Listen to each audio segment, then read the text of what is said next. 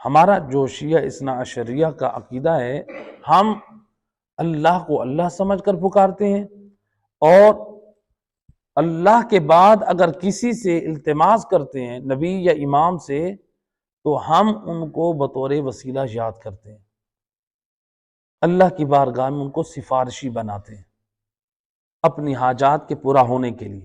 تو ہم نے کبھی بھی شیعہ اثنا عشری انبیاء اور ائمہ ہدی علیہ بار دیگر بآواز بلند صلوات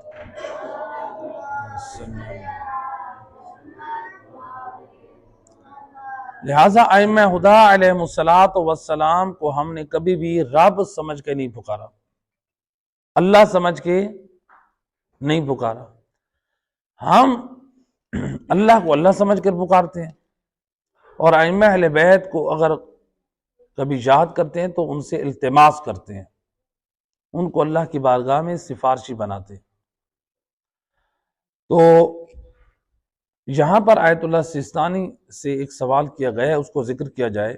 آیت اللہ سیستانی سے سوال کیا گیا، کیا ہم انبیاء اور ائمہ ہدی علیہ السلام کو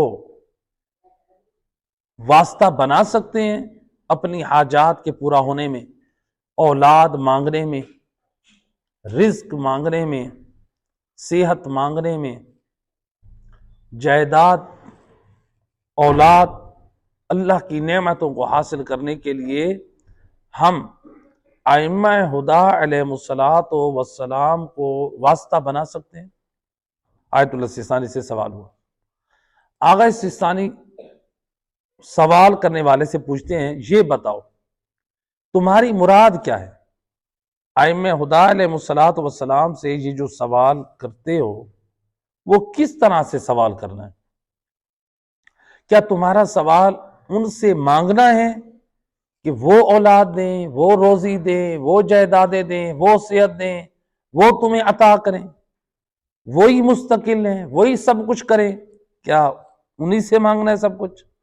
جب تمہاری مراد یہ ہے کہ محمد والے محمد کو واسطہ بنایا جائے، کہ یعنی مثلا جو کہا جائے کہ اے امام علی علیہ السلام، آپ اللہ کی بارگاہ میں برگزیدہ ہیں، آپ کی سفارش رد نہیں ہوتی، آپ اللہ سے مجھے بیٹا لے دیں، آپ سے اے مولا علی، آپ پروردگار سے میری سفارش کریں کہ اللہ مجھے روزی دے، آپ سفارش کریں یعنی اللہ مجھے صحت دے۔ آیت اللہ سیستانی کہتے ہیں کہ یہ عقیدہ، اگر یہ دوسرے والا عقیدہ ہے جو تم بیان کر رہے ہو، تو یہ بالکل صحیح ہے۔ یعنی دو چیزیں، ایک مرتبہ یہ ہے کہ آپ جب خدا کو چھوڑ کر محمد والے محمد کو سب کچھ سمجھیں، اللہ کو چھوڑ دیں، الیاذ باللہ، یہ سب کچھ اہل بیت ہے، اللہ نے ان کو دے دی، اب یہی نظام کائنات چلا رہے ہیں۔ یہ عقیدہ تفویض ہے، اور امام جعفر صادق علیہ السلام نے صلی اللہ علیہ امام علیہ السلام نے ایسا عقیدہ رکھنے والوں پہ لعنت کی ہے۔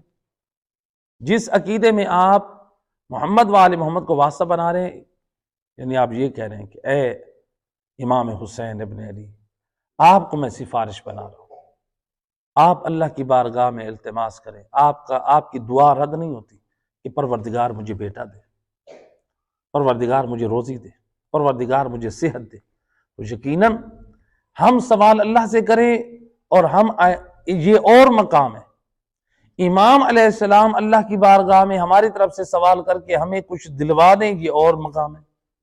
تو امام کی سفارش، امام کا وسیلہ جو وہ رد نہیں ہوتا۔ تو لہٰذا یہی بہترین طریقہ جو ہم اپنی دعاؤں میں کیا اپنائیں، جو ہمیں آل محمد نے سمجھائے، وہ یہ آغا سیستانی کے اس جواب سے بھی جو ہمیں معلوم ہوا ہماری دعائیں کیسے ہونی چاہیے، یہ ہو اللہم ارزقنی ولدا صالح بحق علی ابن ابی طالب، اے اللہ مجھے نیک فرزند عطا فرما مولا علی علیہ السلام کے حق کا واسطہ، یہ دعا ہونی چاہیے۔ اللہم ارزقنی رزقا واسعا حلالا طیبا بحق علی ابن ابی طالب، اے اللہ مجھے حلال روزی عطا فرما مولا علی علیہ السلام کے صدقے میں۔ تو لہٰذا آپ اللہ سے صحت مانگیں، اللہ سے روزی مانگیں، اولاد مانگیں، واسطہ محمد وآل محمد کا دیں۔ یقیناً یہ وسیلہ بہترین وسیلہ ہے، اور آل محمد سے بڑھ کر افضل اور اشرف کوئی بھی وسیلہ نہیں۔ تو یہ والا وسیلہ جو ہے یہ ہمارے ایمان کا حصہ ہے۔ اور آیت اللہ سستانی نے بھی جب یہ جواب دیا اس کے بعد فرماتے ہیں، اللہ سبحانہ وتعالیٰ قرآن میں فرماتا ہے یا ایھا الذین آمنوا اتقوا اللہ وابتغوا الیہ الوسیلہ، اے ایمان والو تقوی اور پرہیزگاری اختیار کرو اور اللہ تک پہنچنے کے لیے وسیلہ تلاش کرو۔ تو یعنی مرکز اللہ کی ذات ہے، یہ یاد رہے، مرکز کس کی ذات ہے؟ اللہ کی ذات ہے۔ محمد وآل محمد اللہ کی بارگاہ میں وسیلہ ہے، تو لہٰذا مکس نہیں کرنے چاہیے دونوں چیزوں کو۔ انسان اس طرح سے مکس کر دے کہ پتہ بھی نہ چلے کہ مانگا جس سے جا رہا ہے وہ اللہ سے مانگا جا رہا ہے یا اہل بیت سے۔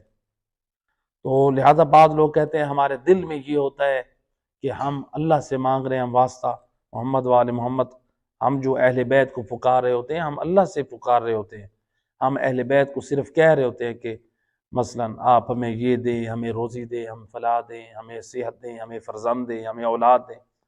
تو آپ اپنی نسلوں اور اپنے بچوں کو کیا تعلیم دے رہے ہیں؟ ان کو کیا سکھا رہے ہیں؟ دنیا والوں کو کیا سکھا رہے ہیں؟ کوئی کیا سمجھے گا؟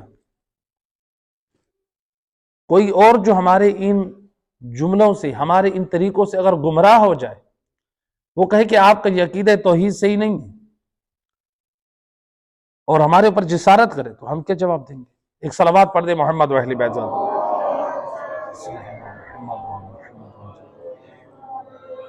لہٰذا ہم ذمہ دار ہیں، دیکھیں ایسا کوئی کام نہ کریں جس سے ہماری نسلیں اور ہمارے جوان اور ہمارے مذہب کی توہین ہو، ہمارے جوان گمراہ ہو جائیں، ہمارے بچے تباہ ہو جائیں۔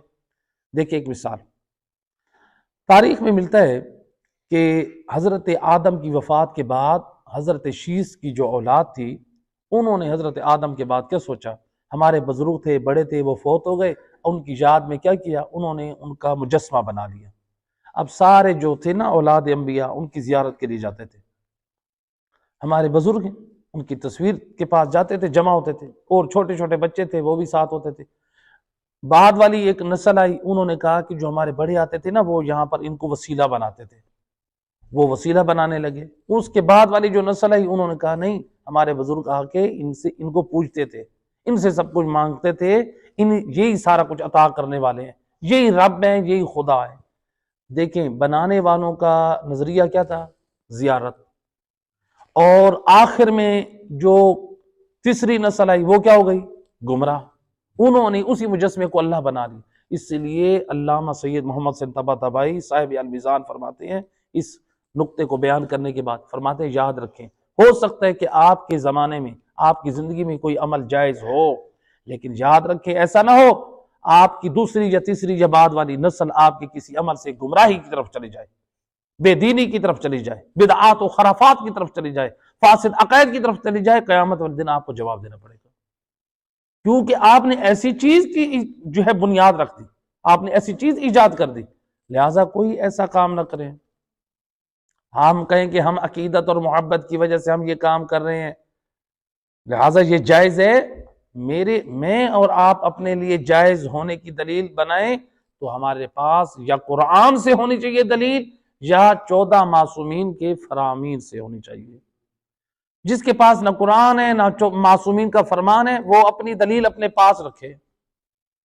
ہمارے پاس قرآن اور اہل بیت سے بڑھ کر کوئی چیز نہیں ہے۔ سب کچھ اگر ہماری زندگی میں اگر ہے، سب سے پہلی چیز جو ہونی چاہیے وہ قرآن اور آل محمد کا فرمان، بس۔ تو لہٰذا اپنے نظریات کی انسان اصلاح کرے۔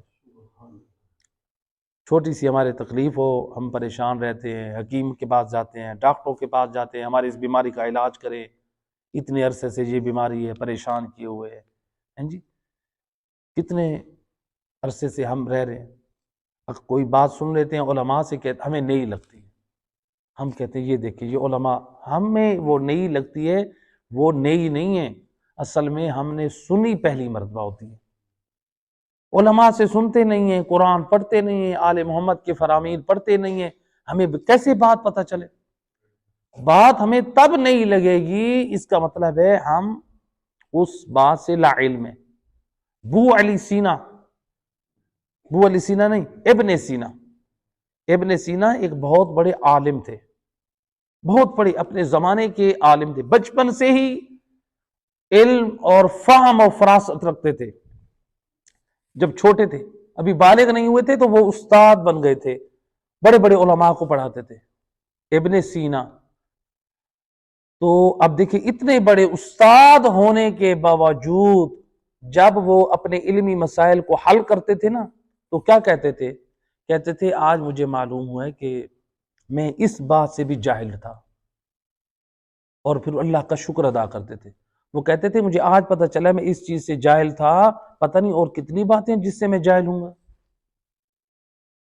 علم انسان کے اندر تواضع لے آتا ہے، انسان کے اندر علم تواضع لے آتا ہے۔ ہمیں کوئی سی چیز کا علم ہو، ہم اللہ کا شکر ادا کریں، اپنی اصلاح کریں، اور آگے اور چیزوں کے لیے جستجو پیدا کریں، تحقیق کریں، دیکھیں اور کتنی چیزیں ہیں جن سے ہم نابلد ہیں، ہم لا علم ہیں، ہمیں ان چیزوں کا علم نہیں ہے۔